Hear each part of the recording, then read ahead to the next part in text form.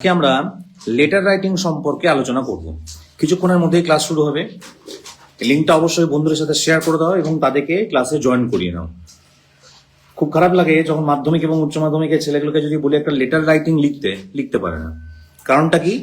এই যে টপ লেভেলের টিচারদের কাছে পড়ে একদম টপ লেভেলে সাজেশন করে জীবনটা একদম টপ লেভেলের হয়ে গেছে না, তো সেই জন্য লিখতে পারছে না। তারপর হাত চাপা দিদি মুখস্থ করে, আমার স্টুডেন্টগুলো বলছে স্যার বলুন হাত চাপা দিদি মুখস্থ করে করে, ঠিক আছে, এই যে 12টা বেজে জীবনটা হয়ে গেছে। মা বাবা ভাবছে আরে বাস সেই লেভেলের টিচার দিয়ে দিয়েছি আমি, ঠিক আছে, এমন লেভেলের টিচার দিয়েছি, ঠিক আছে, সব সাজেশন করে করে জীবনটা একটা ছোট্ট সাজেশন নাকি। ঠিক আছে, কিছুক্ষণের মধ্যেই ক্লাসটা শুরু হবে। আর যারা আমার কাছে হাতেই ধরে ধরে ইংলিশটা শিখতে চাও তারা আমার যে হোয়াটসঅ্যাপ নাম্বার দেখতে পাচ্ছ, এই হোয়াটসঅ্যাপ নাম্বারের স্ক্রিনশট নিয়ে নাও। কিছুক্ষণের মধ্যেই ক্লাস শুরু হবে। যারা হাতে ধরো একদম জিরো লেভেল, ইংলিশে কিছুই জানো না, শূন্য, সেই লেভেল থেকে নিজের জীবনে নিজেকে তৈরি করতে চাইছো, তারা আমার হোয়াটসঅ্যাপ নাম্বারটা নোট করে নাও। হোয়াটসঅ্যাপে হাই লিখে পাঠাবে। কল করো না, কারণ পার ডে বহু কল আসে, আমার পক্ষে সব কলের রিপ্লাই দেওয়া সম্ভব হয়ে ওঠে না। আশা করি বিষয়টা তোমরা বুঝবে।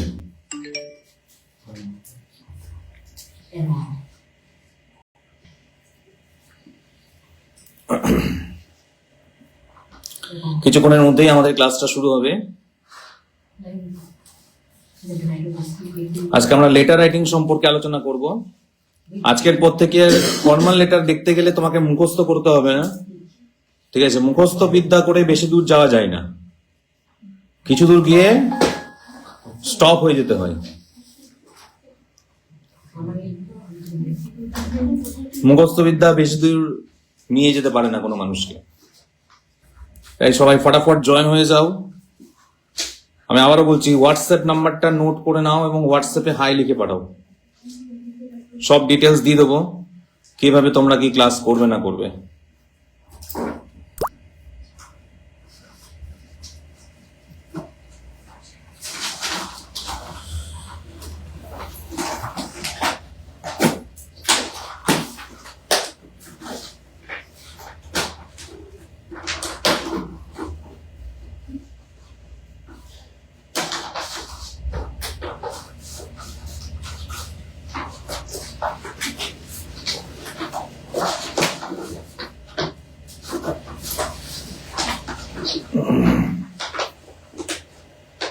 কিছুক্ষণের মধ্যেই শুরু হবে ক্লাস।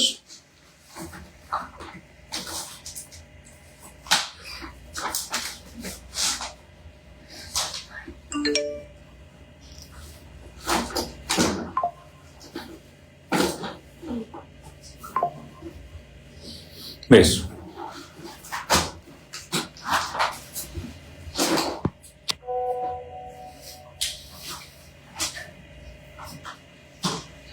তো দেখো আমরা কিভাবে কি করব না করব সেটা একটু দেখে নাও।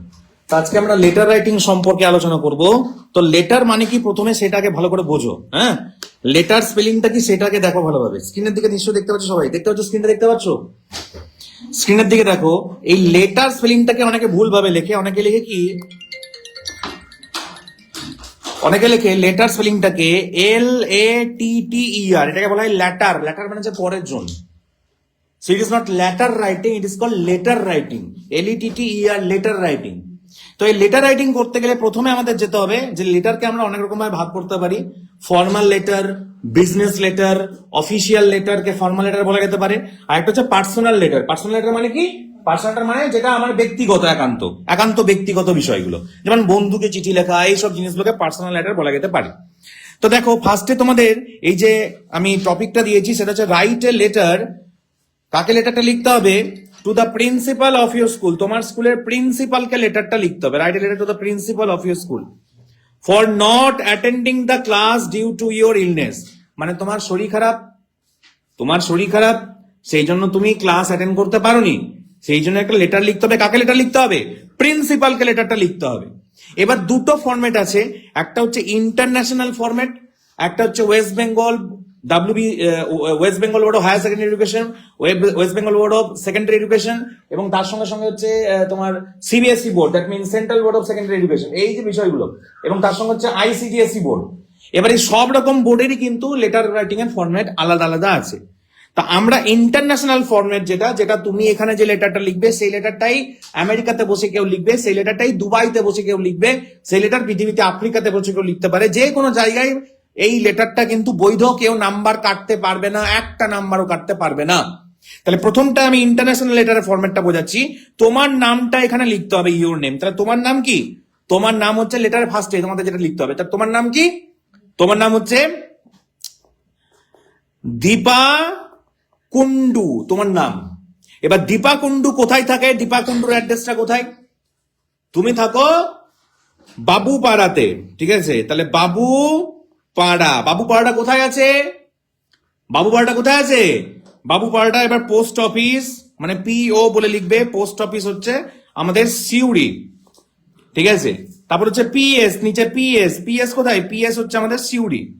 এবার ডিস্ট্রিক্ট, DIST, ডিস্ট্রিক্ট হচ্ছে আমাদের বীরভূম, ডিস্ট্রিক্ট হচ্ছে আমাদের বীরভূম। এবং এখানকার পিনকোড কি? PIN পিনকোড কি? 731101। এটা হচ্ছে আমাদের একটা স্ট্যান্ডার্ড লেটার ফরম্যাট। ক্লিয়ার হলো? তা তোমার নাম দীপা কুন্ডু, তুমি থাকো বাবুপাড়াতে, পোস্ট অফিস হচ্ছে সিউড়ি, পুলিশ স্টেশন হচ্ছে সিউড়ি, ডিস্ট্রিক্ট হচ্ছে বীরভূম, পিনকোড নাম্বার সিউড়ির হচ্ছে 731101। এটা হয়ে গেল তোমার অ্যাড্রেস। এটা ইন্টারন্যাশনাল ফরম্যাটের ক্ষেত্রে।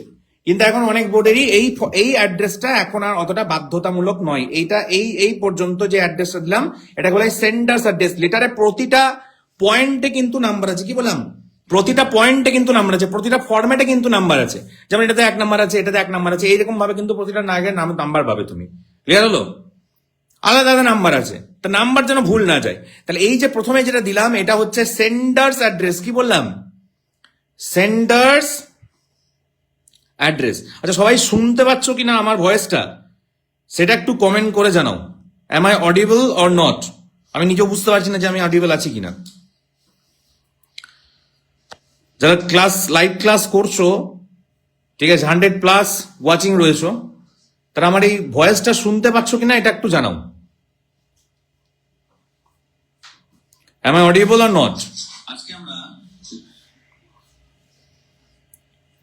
একটু জানাও যে কথা ঠিকঠাক সবাই শোনা যাচ্ছে কিনা।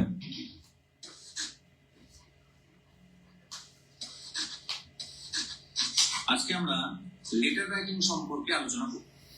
কিছু বোঝা যাচ্ছে না? শুনতে পাচ্ছ কিনা জানাও। তাহলে ফার্স্টে যেটা আমরা লিখবো, এবারে যে ইমেল অ্যাড্রেস রয়েছে, এই ইমেল অ্যাড্রেস কিন্তু অপশনাল, এটা কিন্তু ম্যান্ডেটরি না। তোমার যদি জানা থাকে তোমার ইমেল অ্যাড্রেস তুমি লিখতে পারো, নাহলে ব্ল্যাঙ্ক রেখে দেবে। এইবার আসি, লেটারটা লিখতে হবে কিভাবে। প্রথমে আমাদেরকে ডেটটা মেনশন করতে হবে। আজকে তারিখ কত? আজকে হচ্ছে মে মাসের 17 তারিখ। তাহলে আমরা ডেটটা দিয়ে স্টার্ট করব। 17th মে 2000, কত সাল এটা? 26 সাল, 2026। ক্লিয়ার হলো? এই ডেটটার জন্য তুমি একটা নাম্বার পেলে। এভাবে ডেটটা লিখতে হবে। এবার তারপর লিখবে টু বলে লিখবে, TO2 বলে লিখবে। তুমি লেটারটাকে আগে লিখছো, প্রিন্সিপালকে লেটারটা লিখছো। আমি এই ভিডিওটা যখন করেছিলাম, আমার প্রিন্সিপাল এই ভিডিওটা দেখেছিল। যেহেতুমপুর কেসি কলেজ থেকে আমি পাস আউট, তো প্রিন্সিপাল ভিডিওটা দেখেছিলেন। প্রিন্সিপাল বলছিল আমাকে যে বাবা তুমি আমাকেও ছাড়লে না, তো বিষয়টা কিরকম দেখে নাও। এ প্রিন্সিপাল, PL পাল আছে, তাপস পাল, গরুর পাল, ছাগলের পাল, প্রিন্সিপাল মাথায় ঢুকলো? আর জীবনও ভুলবে না। কি বললাম? PLE লেখা নেই কিন্তু, PL পাল আছে, তাপস পাল, গরুর পাল, ছাগলের পাল, প্রিন্সিপাল। আর জীবনও ভুলবে না, এটা মাথায় রাখো। প্রথমে PLE লিখলেই গন্ডগোল হয়ে যাবে। এবার প্রিন্সিপালটা কোন স্কুলে আছে, কোন স্কুল বা কলেজের নাম মেনশন করতে হবে। তোমার কোন স্কুলের প্রিন্সিপাল? এটা ধরো সিউড়ি বেনিমাধব বা Suri Chandrabati Mustafa memorial high school বা সিউড়ি বেনিমাধব ইনস্টিটিউশন। তাহলে আমি এটা লিখছি তোমার স্কুলের নাম। যেমন আমি লিখলাম সিউড়ি বেনিমাধব ইনস্টিটিউশন বলে কিছু একটা লিখে দিলাম। এবার স্কুলের অ্যাড্রেসটা, স্কুলটা কোথায় আছে? বাজার পাড়াতে থাকবে, বাজার পাড়াতে, ঠিক আছে। তারপর তোমাদের যে সরোজিনী দেবী সরস্বতী মন্দির কোথায় আছে সেটা হচ্ছে রক্ষাকালীতলা, কেন্দুয়া রক্ষাকালীতলা, সেই হিসাবে লিখবে তুমি।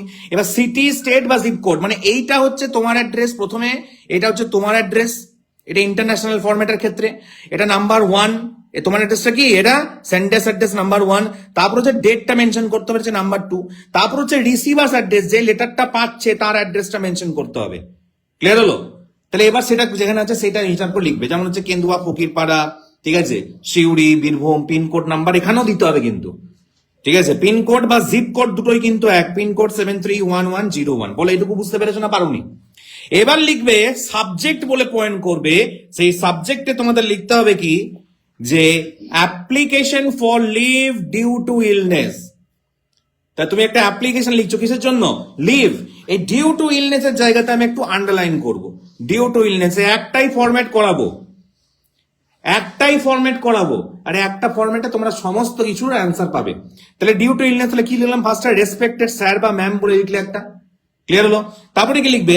উইথ ডিউ রেসপেক্ট মানে যথাযোগ্য সম্মান জানিয়ে, I would like to state that মানে আমি এটা বলতে যাচ্ছি যে আই কমা সোহম গুপ্তা লিখে দিও না, নিজের নামটা লিখবে, তোমার নাম কি সেটা লিখবে। ক্লিয়ার হলো না? এবার এ স্টুডেন্ট অফ ক্লাস, তুমি যেই ক্লাসে পড়ো সেই ক্লাসটা লিখবে। তুমি ক্লাস 5-এ পড়লে 5 লিখবে, তুমি ক্লাস 6-এ পড়লে 6 লিখবে, তুমি ক্লাস 12-এ পড়লে 12 লিখবে। কি সমস্যা হচ্ছে কি? 12-এ পড়লে 12 লিখবে। সেকশন লিখে দেবে, রোল নাম্বার লিখে দেবে। হ্যাভ নট, এটা একটা লাইন কিন্তু, এই সবটা কিন্তু একটা লাইন, গোটাটাই কিন্তু একটা লাইনে আছে। এই উইথ ডিউ রেসপেক্টের পর কমা, এই পাংচুয়েশন মার্কস যদি না দাও তাহলে কিন্তু তোমার পুরোপুরি ভুল হয়ে যাবে, তোমার লেখা না লেখা সমান হয়ে যাবে। তাহলে উইথ ডিউ রেসপেক্ট মানে যথাযোগ্য সম্মান জানিয়ে